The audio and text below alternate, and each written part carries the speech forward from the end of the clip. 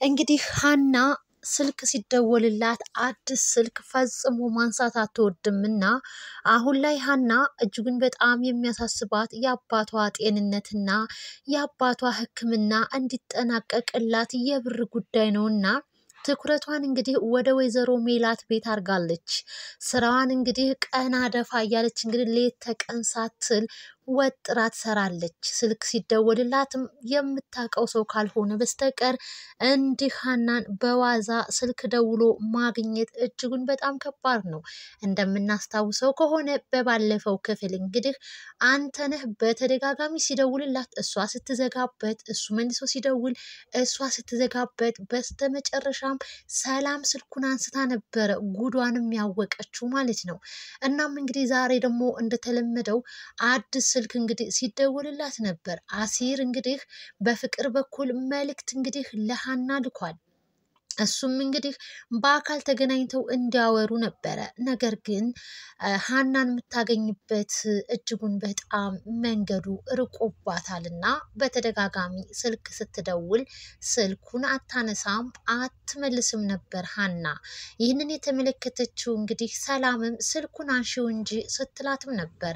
አሀይ አያስፈልገኝም፣ አላነሳም፣ የማላቀው ስልክ ነው ስትላትም እንዲሁም እንግዲህ ሰላም ማንሳትና ማናገር እንዳለባት ስትነግራትም ነገር ግን በችልተኝነት እንግዲህ አንተ ነክ ይሆን እንዴ በማለትም ለሰላም ስትጠይቃት ነበር። አረ የማይታሰብ ነገር ነው፣ አንተ ነክ ስልክ ማውራት ካለበትም በባሌም በቦሌም ብሎ እዛው በራሱ ስልክ እንጂ ስልክ እየቀያየረ ሰውን እንደማያወራ አስረግጣት ነግራታለች ማለት ነው። ያንተነህ ጉዳይ ሲነሳ እጅጉን በጣም ያንቀጠቅጣታል ሰላም አሁንም ቢሆን አንተነህን ታፈቅረዋለች። ፍቅሯ እንግዲህ አሟጦ አልወጣላትም ማለት ነው። ምክንያቱም ፍቅር እንዲህ በቀላሉና በዋዛ የሚረሳ አይደለም፣ የሚተውም አይደለምና እጅጉን በጣም ያንተነህ ነገር እያስመሰለች ትስቃለች እንጂ ውስጧን እያንገበገባትም እንግዲህ ተመልክተናል። በአንተነህ ለመጣባት ሰው መመለሻ የላትም። ምንም ቢሆን እንኳን ሀና ከሞት ነው የመለሰቻትና ነገር ግን ስለ አንተነህ ጉዳይ ሲነሳ ደግሞ ሲያንቀጠቅጣትም ሲያንገሸግሻትም እንግዲህ ተመልክተናል። ይህ ማለት እንግዲህ ፍቅሩ አለ ማለት ነው ሰላም ጋር። የምርም አንተነህና ሰላም ቢነጋገሩና ቢያወሩ ወደ ፍቅራቸው ይመለሱ ይሆን? በሚያሳዝንና በሚገርም ሁኔታ ነው እንግዲህ ወይዘሮ ሜላት በልጆቻቸው የመጣባቸውን ሰው ምህረት የለባቸውም እና ድርጅታቸውም ስራ ጥንቅር ብሎ ይቀራል እንጂ በልጆቻቸው አይደራደሩምና ባላሰበበትና ይሆናል ብሎ ባልገመተበት ታይም እንግዲህ ከሴቶች ጋር ስልክ በመደዋወል ከሀናም ጋር በመደዋወልና ከሀና ጋር ፍቅር የመጀመር እንግዲህ ፍላጎት እንደነበረውና ሲሽለጠለጥ ነበር እንግዲህ ሰላም ጋማውን የያዘችው የደረሰችበት። ለእናቷም እንግዲህ በመናገር ነበረ ከድርጅቱ እንግዲህ ያለምንም ርህራሄ እንግዲህ ያስወግዱት ማለት ነው ወይዘሮ ሜላት። እናም እንግዲህ ይህንን ያስተዋለችውና የተመለከተችው ሀና ለሰላም ስትጠይቃት ነበረ። ምንም ቢሆን ከልጆቿ የሚበልጥባት ምንም አይነት ነገር የለም፣ በእኔ እኮ ነው የመጣው በልጇ ስትልም እንግዲህ አይ እንደው ሰላምዬ ወይዘሮ ሜላት አንተነህን እጅግ በጣም ይወዱታል፣ እንዲሁም ደግሞ በጣም ጎበዝና ታታሪ ለድርጅታቸው ደግሞ በዋነኛነት የሚያስፈልግ ሰው ስለሆነ እንደው እንዴት ምን ብለሽ ብትነግሪያቸው ነው ብላ እንግዲህ ጥያቄን ፈጥሮባት እንግዲህ ጥያቄዋንም ጠይቃ ሰላምም እንግዲህ መልስ ሰጥታችኋለች። ሰላም እንግዲህ አንተነህን እንግዲህ ስታስወጣው ከድርጅቱ ከስራ ቦታው ምን ያክል ለልጆቿ ፍቅር፣ ውዴታ፣ ክብር ልጆቿን በማንም እንግዲህ እንደማትለውጣቸውና በልጆቿ እንደማትደራደር እናቷን እንግዲህ ጠንቅቃ አውቃታለች ማለት ነው። እናም እንግዲህ ፍቅራቸው ተመልሶ በጥሩና ደስ በሚል ሁኔታ ወይዘሮ ሜላት ከልጆቻቸው ጋር እያሳለፉ ይገኛሉ ማለት ነው። ነገር ግን ወይዘሮ ሜላት እጅጉን በጣም የሚያደክማቸውና ያሰነፋቸው ነገር አለ።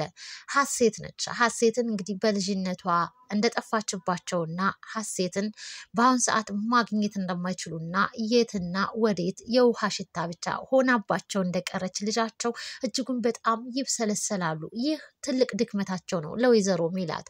እናም እንግዲህ ሰላምዬ ስለ ሀሴት ሲነሳ እጅጉን በጣም ትናደድም ትቀናም ነበረ። በግልጽም ነግራታለች እኔን ስለማትወጂኝ የጠፋችሁን ሳይሆን እኛ ያለነውን ተንከባከቢን በማለትም እንግዲህ ሰላም በግልጽም ስትናገር ነበር። አሁን ላይ ግን ሰላምዬ እኔ ለሀሴት እኮ ጥላቻ የለኝም፣ ነገር ግን አንቺ እኛን እርግፍ አድርገሽ ስለጣልሽን አናደሽ ነው በማለት እንግዲህ እናትና ልጅ እንግዲህ ያለውን ችግራቸውን ፈተው ተዋደው እንግዲህ በአሁን ሰዓት በጥሩ ሁኔታ ላይ ይገኛሉ ማለት ነው። ነገር ግን አሁንም ስለ ሀሴት አጥብቃ እናትየዋ ውስጧ ያለቅሳል። ይህንን የተመለከተችው ሰላም ጀመራት እንግዲህ ዛሬም ስትልም ተመልክተናታል ማለት ነው።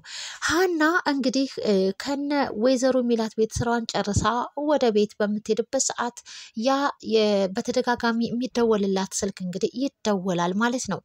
እሱንም እንግዲህ ልታነሳ የቻለችው በአባቷ ግፊት ነው። አረ ልጅ አንሺው አጣዳፊና ድንገት የምንፈለግም ከሆነ በማለትም እንግዲህ በአባትየው ግፊት እንግዲህ ስልኩን ስታነሳ በፊት እንግዲህ ስልኩን ከማንሳቷ በፊት እንግዲህ ቴክስትም ሜሴጅም ሲገባላት ነበር። ነገር ግን ሀና ምንም ደንታም አልሰጣትም እና እዚህ ጋር እንግዲህ ትልቅ ጥፋትና ስህተት ሰርታለች ማለት ነው።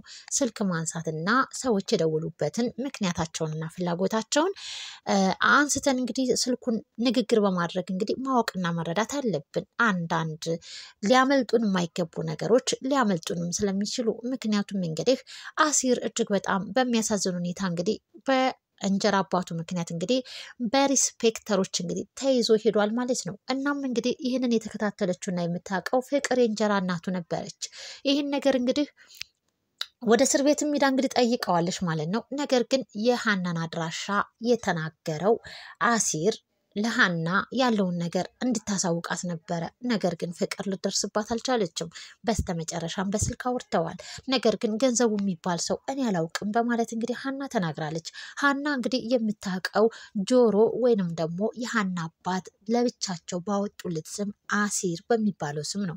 እናም እንግዲህ ገንዘቡ ሲባል እንግዲህ እንደማታውቅና ስልኩን ነገ ጠዋት እሺ እንገናኛለን ተባብለው ስልኩን ይዘጉና አባትየው የረጅም ጊዜ ጓደኛው ገንዘቡ የሚባል ሰው የሀናን አድራሻ እንግዲህ የልጅነት ፎቶዋን ይዘው ቤተሰቦቿንም እንግዲህ ለማፈላለግ ከዚህ በፊት እንግዲህ አማክረው ነበረ። ያ ሰው ነው የመጣላቸው የረጅም ጊዜ ጓደኛዬ ገንዘቡ በማለት እንግዲህ ሌላ ውስጥ እንግዲህ ገብተዋል ማለት ነው። አሁን ላይ እንግዲህ በጣም በሚያሳዝን ሁኔታ አሲር ጋር ይደርሱ ይሆን? የአሲርን ማንነት ወይንም ደግሞ ገንዘቡ የሚባለው አሲር እንደሆነ ያውቁት ይሆን? ቶሎ ይደርሱበት ይሆን? በጣም ያሳዝናል። አሁን ላይ እንግዲህ በገንዘቡ ብቻ ከሆነ እነሱ ደግሞ ገንዘቡ የሚባል ሰው አያውቁምና ለአሲር ይደርሱለት ይሆን? በጣም በሚያሳዝን ሁኔታ እንግዲህ የሀናም አባት እንግዲህ አሲርን በመፈለግ ድክም ብሏቸው ነበረ። ከፍቅር ጋርም እንግዲህ ተገናኝተው ፍቅር እንግዲህ ሚሪንዳም ገዝታ ስትንከባከባቸውና እቤት ድረስ ወስዳም እንግዲህ ሸኝታቸዋለች ማለት ነው። እናም እንግዲህ ሀና የምትባል በጣም ቆንጆ ልጅ እንዳለቻቸውም እንግዲህ ለፍቅር ሲናገሩ ነበረ። ፍቅርም እንግዲህ የሀና አባትም እንግዲህ በጣም ደስ የምትል አንድ ቆንጆ ልጅ መታ እኛ ቤት እያለ ሲናገርም ነበረ። እናም እንግዲህ ሀናና ፍቅር ተገናኝተው ጥሩ ጓደኛሞች ይሆኑ ይሆን? ስለ አሲር ማለት ገንዘቡ መሆኑንስ ያውቁ ይሆን የሚለውን እንግዲህ እስኪ በቀጣይ ወደፊት ሁላችንም የምንመለከት ይሆናል። እንግዲህ አሁን ላይ አንደኛው በሴቶች ላይ እንግዲህ ሲማግጥና ሲንዘላዘልም ተመልክተናል። አንደኛው ደግሞ የፍቅርን መስዋዕት እንግዲህ የፍቅርን ጥግ እንግዲህ ሲያሳይም እንግዲህ አሲርን ተመልክተናል ማለት ነው። እንግዲህ ኖላዊ ድራማ እጅጉን በጣም ተወዳጅና አስተማሪ የሆነ ድራማ ነው። ለዚህ ቻናል አዲስ የሆናችሁ ቻናሉን ሰብስክራይብ እና ላይክ ሼር በማድረግ ቤተሰብ ይሁኑ ማለት ነው። ለነበረን ጊዜ ለነበረን ቆይታ እጅግ በጣም አድርጌ እያመሰገንኳችሁ የዛሬ እንግዲህ የኖላዊ የክፍል 25 ቆይታችን ይህን ይመስል ነበር። በቀጣይ ክፍል ደግሞ እስክንገናኝ ድረስ እንግዲህ ቸር ሰንብቱልኝ በያላችሁበት እያልኩኝ ዛሬ ላይ እንግዲህ በዚሁ አበቃለሁ። ላይክ ሼር ሰብስክራይብ አይረሳ፣ አበረታቱኝ ማለት ነው። ውድና የተከበራችሁ ቤተሰብ ለዛሬ እንግዲህ እዚሁ ላይ ይበቃኛል። ባይ ባይ፣ ቸር ሰንብቱልኝ።